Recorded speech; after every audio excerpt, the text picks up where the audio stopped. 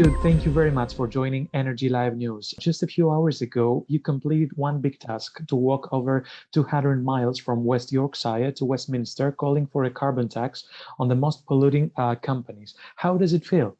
Well, when I was there, I felt like a really fitting ending to the walk because Jenny Jones, a Green Party politician from the House of Lords, used her pass to allow me to hand a piece of paper calling for the Prime Minister to introduce a carbon tax into the policeman at the gate, to then hand it into the Prime Minister. And so that felt like a really fitting ending. But when I was there, I just couldn't quite believe I'd actually walked all that way. Can you describe the moment that you arrived at Downing Street to hand in the letter for the introduction of this carbon tax? Well, there were loads of people taking pictures of me, so I thought I might have to fake a smile, but I didn't need to. I didn't need to do a fake smile because I was really so happy at that moment. And the head of Ovo Energy, who started the Zero Carbon campaign, was there, and he was telling all the people the tourists who'd come to Downing Street about what I'd done, and they all cheered me on when I was there. I'm wondering if you had any training before you start the journey. Oh yes, of course. So the first 10-mile walk I ever did was we just did what would have been the first day of the walk, just as a practice one. We did exactly what the first day of a walk was, which was how to Midge Island, our first training walk. And then in the May half-term holidays, we did 4 10-mile training walks in a row.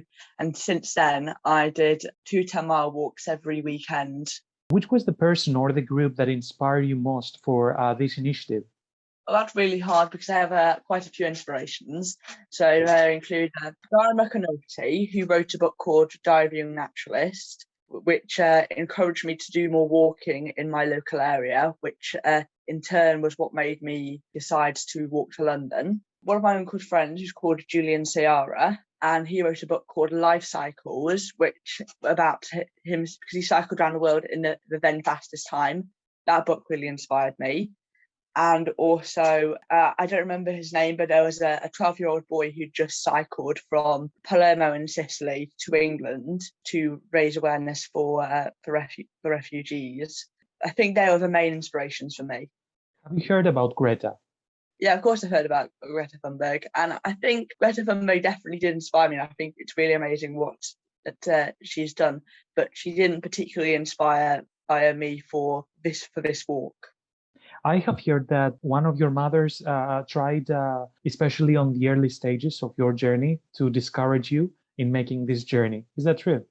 Yeah, it's sort of true. So they told me to go on she made me on a 10-mile training walk just to see, just so that I knew how far 10 miles was, as she thought it would put me off doing it, but it didn't. It made me think that I could really definitely do it. And I think it was just because she didn't really want us to spend our summer holidays walking to London. Which was the most challenging part of this journey, Jude? Well, I had really challenging parts every day, but I think the hardest one was the day there was Eckington to Bolsover, because it just rained the entire day that day, and we were just walking along a path in a wheat field, and it just ended. And because it was raining really, really heavily, all of the wheat was wet.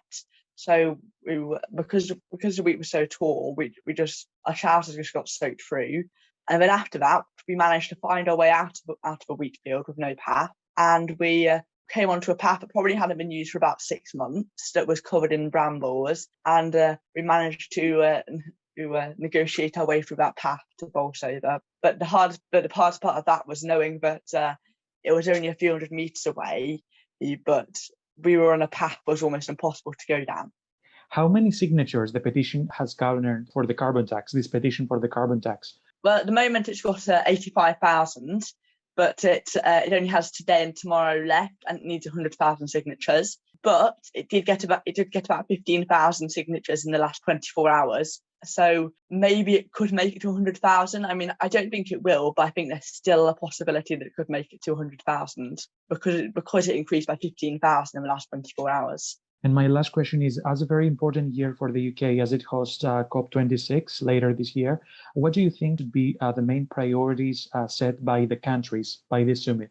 instead of setting non-binding targets, I think they should set legally binding targets. Whether or not they introduce carbon taxes under the UK's leadership, what I really hope is that all the commitments they've made, what I hope is they make them into law, so they have to do them.